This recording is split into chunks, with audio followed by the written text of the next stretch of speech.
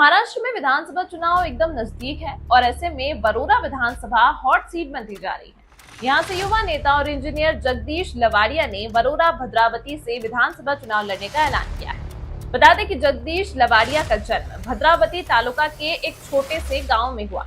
10वीं की पढ़ाई उसी गाँव के आश्रम स्कूल से पूरी की और फिर 12वीं की पढ़ाई के लिए भद्रावती शहर में लोकमान्य स्कूल में एडमिशन लिया। तब तक इंजीनियरिंग के बारे में कुछ भी मालूम नहीं था। तब एक दोस्त ने इंजीनियरिंग के बारे में बताया और फिर तब इंजीनियरिंग के लिए एंट्रेंस एग्जाम दिया और फिर पुणे में इंजीनियरिंग की पढ़ाई करी। पिताजी एक बांधकर करने वाले मिस्त्री हैं। ये देखते हुए सिविल इंजीनियर बनने का सपना देखा और सिविल इंजीनियर बन गया। तभी घर की परिस्थिति अच्छी ना होने के कारण इंजीनियरिंग करते हुए ही पुणे में जॉब करना चालू किया और तभी से लगा कि अभी इंजीनियरिंग पूरा होने के बाद खुद का बिजनेस शुरू करना है। फिर बिजनेस करने के लिए घर में पैसा तो नहीं है, पर दोस्तों से मदद ली और अपना बिजनेस शुरू किया। Government civil contractor. फिर जब गवर्नमेंट के काम करते समय काफी मुसीबतों का सामना करना पड़ा। इस दौरान शासकीय अधिकारी सुशिक्षित बेरोजगार अभियंताओं के काम शासन निर्णय के अनुसार नहीं दे रहे थे, तो फिर राज्य अभियंता संगठन चंद्रपुर जिले में शुरू किया, जो कि सुशिक्षित बेरोजगार अभियंता और सुशिक्षित युवाओं के हक और न्याय के लिए आवाज उठाने वाली संगठन है। आज मैं राज्य अभियंता संगठन का जिला अध्यक्ष हूँ, जिसमें जिले के 5,500 युवा जुड़े हैं। नमस्कार, मैं मनीष कुमार अंकुर खबर 24 एक्सप्रेस में आप सभी का स्वागत करता हूं। इस वक्त हम लोग बरोरा में हैं। बरोरा यानी कि चंद्रपुर जिले की एक विधानसभा है और इस वक्त ये हॉट विधानसभा होती जा रही है, हॉट सीट होती जा रही है। कई नेता यहाँ पर खड़े हो रहे हैं। एक ऐसे ही यंग ब्लड हमारे साथ हैं। जगदीश जी, स्वागत है आपका खबर 24 एक्सप्रेस में। नमस्ते जी, जगदीश लवाड़िया जी, आप चुनाव लड़ने के लिए यहाँ पर मन बना रहे हैं, जबकि यहाँ पर ऑलरेडी अभी कांग्रेस के जो आमदार हैं, कांग्रेस के खासदार भी हैं, यानी कि महाविकास आघाड़ी के। इसके अलावा भाजपा से भी यहाँ पर कई सारे नेता हैं जो कोशिश कर रहे हैं। तो ऐसा क्या हुआ कि आपको यहाँ पर मैदान में उतरना पड़ रहा है? सबसे पहले मैं सभी को नमस्कार करना चाहूँगा।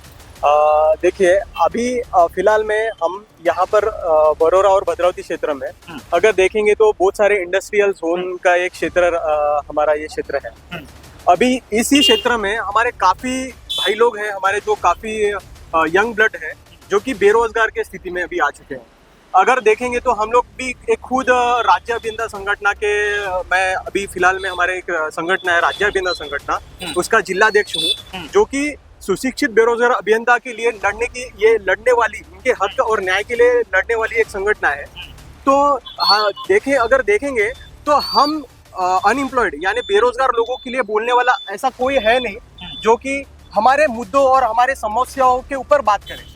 नहीं तो जो आपके मुद्दे हैं, आपकी समस्याएं हैं, क्योंकि आप यंग ब्लड हैं, इसके अलावा आप बहुत सारा क्षेत्र में काम भी कर रहे हैं और आपका जो युवा वर्ग है, काफी सारा युवा वर्ग आपके साथ है। तो इस तरीके से तो आप मतलब उनके ऊपर दबाव भी बना सकते हैं, जो मतलब अभी आमदार भी हैं आपके या खासदार हैं या फिर जो इलेक्शन लड़ने वाले हैं, उनके ऊपर दबाव बना के आप अपने लिए काम कर सकते हैं। तो आपको चुनाव में मतलब उतरने की जरूरत नहीं पड़ती। नहीं, बिल्कुल आपकी बात मैं से सहमत हूँ, परंतु ऐसे देखेंगे तो जो बांधकाम रिलेटेड जो भी शासकीय जो काम होते हैं, उसमें अगर देखेंगे तो ज्यादातर पॉलिटिकली उसमें इन्फ्लुएंस ज्यादा होता है। अच्छा। और अगर हम लोग यही जो आपने एग्जैक्टली सही बोला कि आप उन पे दबाव डाल सकते हो, परंतु अभी क्या हो रहा है कि इस सिचुएशन में ऐसी बात हो रही है कि हम लोग जब उनका आमदार या कोई भी खासदार हो, कोई भी क्षेत्र का खासदार या आमदार की तरफ जब हम लोग हमारे मुद्दे लेके जाते हैं, तो उनके ऑलरेडी कुछ गिने चुने लोग होते हैं जो कि उसी काम को लेकर इंटरेस्टेड रहते हैं और हम तक वो आने नहीं देते।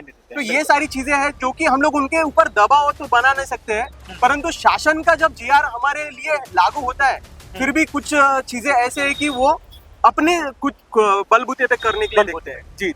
तो आप अभी जो चुनाव लड़ने जा रहे हैं, पहली बात तो कैमरे में देखिए आप बात करेंगे, थोड़ा सा लोगों को पता लगे कि वो मतलब उनका नेता बात कर रहा है। एक चीज और मैं आपसे पूछना चाहूंगा, चलिए ठीक है, आपने अपने मुद्दे बता दिए, तो आप जो चुनाव बरोरा से लड़ने के लिए मतलब तैयार है, बरोरा भद्रावती से, तो आप किसी पार्टी के बैनर तले लड़ेंगे, निर्दलीय लड़ेंगे या कैसे चुनाव लड़ेंगे, इसके बारे में खुलासा करें। मनीष जी, अभी कुछ दिनों पहले मुझे कुछ लोगों से कुछ पक्षीय जो अधिकारी मतलब वरिष्ठ लोगों का कुछ आया है, परंतु अभी हमने कुछ ऐसा फाइनलाइज नहीं किया है कि कौन से पार्टी से चुनाव लड़ना है, परंतु हमने ये डिसीजन लिया है। हमारे जितने भी जिला में आपको मैं बताना चाहूंगा, हमारे चंद्रपुर जिले में लगभग 5,500 हमारे युवा मित्र लोग हैं जो सुशिक्षित बेरोजगार तो है ही, साथ ही साथ कुछ अपने कुछ छोटे मोटे उद्योग कर रहे हैं। तो हम लोगों ने एक साथ हम लोगों ने जब डिस्कशन किया तो उससे हमें ये पता चला कि अभी कोई भी पार्टी से ना लेते हुए हम लोग अपक्ष के लिए तैयारी करने के लिए सोच रहे हैं। निर्दलीय। यस यस, चलिए, बहुत निर्दलीय। बढ़िया। हाँ,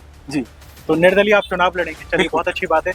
क्या मुद्दे ऐसे होंगे जो आप अपने क्षेत्र में लेके जाएंगे, या युवाओं के लिए ऐसी क्या चीजें होंगी जो युवाओं को आकर्षित करने के लिए आप उनको बताओगे कि भाई आप ये स्पेशल काम करने वाले हैं जो आमदार या खासदार ने नहीं किया, या फिर जो अभी चुनाव लड़ने वाले, क्योंकि आपके क्षेत्र से कई ऐसे सीनियर लीडर हैं जो काफी पढ़े लिखे भी हैं, अच्छे पढ़े लिखे, वेल एजुकेटेड हैं, जो चुनाव लड़ने के लिए इच्छुक है या चुनाव लड़ने के लिए जा रहे हैं। जी। तो ऐसे में आपकी टक्कर उन लोगों से होगी, बिल्कुल। तो क्या मुद्दे आपके रहेंगे? देखिए, मुद्दा सबसे पहला बेरोजगारी का है। आज हमारे देश में आपको भी पता है कि हमारा देश पूरे दुनिया में सबसे ज्यादा युवा वर्ग रहने वाला हमारा देश, सबसे ज्यादा युवा वर्ग यहाँ पर है।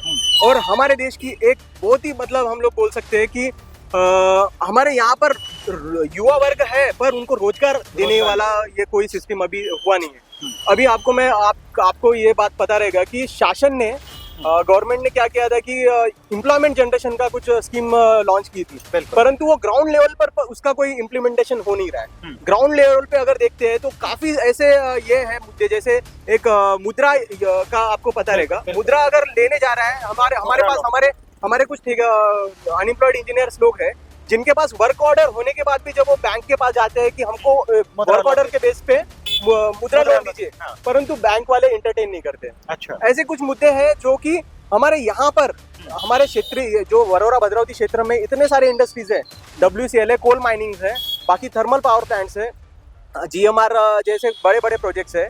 अभी अरबिंदो जैसे एक बड़ी कंपनी आई है यहाँ पर बाहर के लोग आके यहाँ पर एम्प्लॉयमेंट के लिए यहाँ पर रोजगार कर रहे हैं, परंतु यहाँ के स्थानिक लोग जो है हमारे रोजगार उनको मिल नहीं रहा है। नहीं तो रोजगार नहीं मिलने का कारण तो एक ये भी है कि वो लोग यहाँ के ट्रेंड नहीं है जी। तो यहाँ पर सबसे पहली बात तो अगर यहाँ के लोगों को रोजगार भी देखे ये कंपनियां, तो उन लोगों को ट्रेन करना पड़ेगा और वो ट्रेन करने में टाइम लगेगा।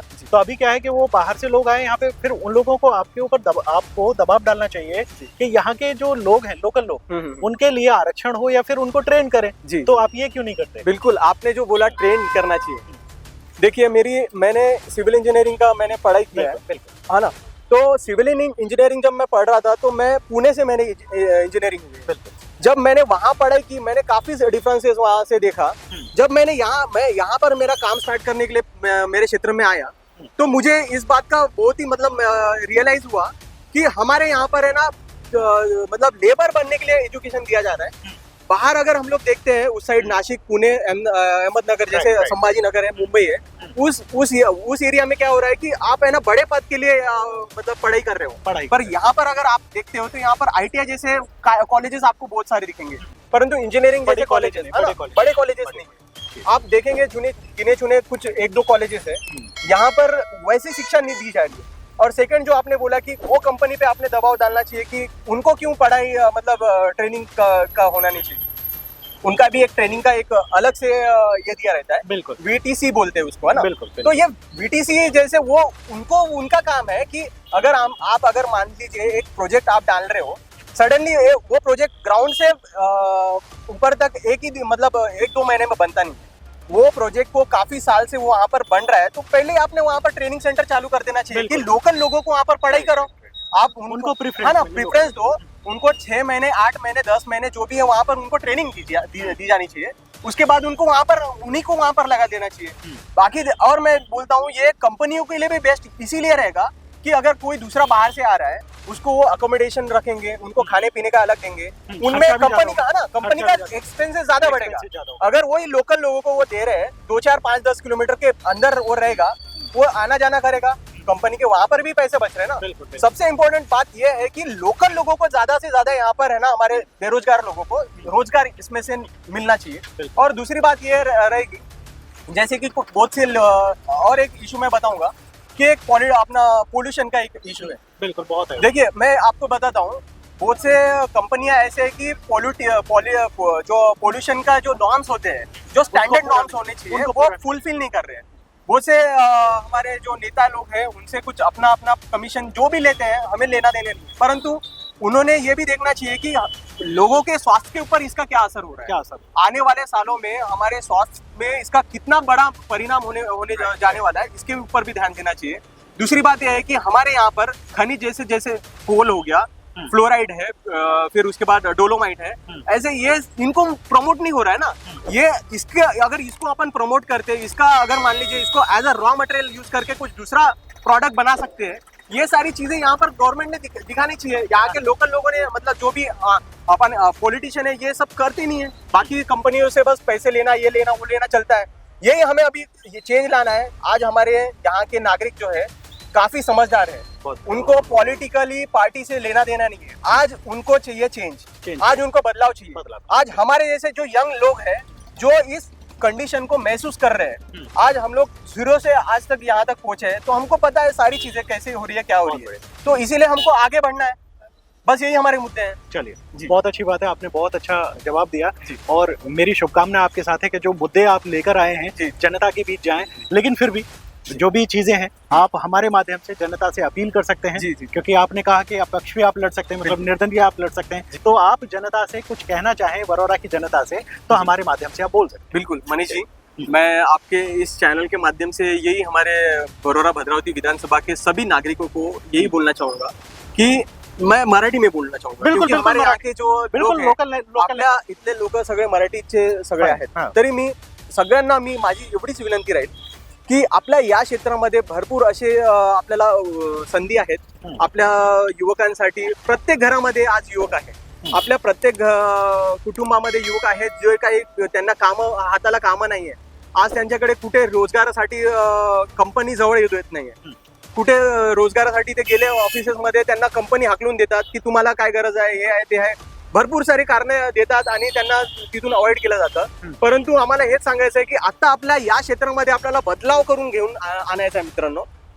आता या घडीमध्ये काय आहे की कितीतरी वर्ष झाले की कोणी कुठल्या पक्षातून लढतोय, कुठे कोणी एक चेहरा म्हणून कुठल्या पारिवारिक याच्यातून लढतोय, परंतु हे आता आपल्याला या क्षेत्रामध्ये हे न होऊन देता आपण एक जो चांगला आपल्या क्षेत्राचा विकास करू शकतो आणि जे नवीन पिढी आहे त्यांना पुढे नेण्याचा आपण या क्षेत्रातून करू, हेच माझी तुमच्या सगळ्यांना विनंती आहे। आणि मला आमच्या या तरुण पिढीना पुढे घेण्यासाठी तुम्ही 100% मत द्याल, हीच मला अपेक्षा आहे। धन्यवाद। जगदीश जी, आपसे बात करके बहुत अच्छा लगा और हमारी शुभकामनाएं आपके साथ हैं। बहुत बहुत धन्यवाद।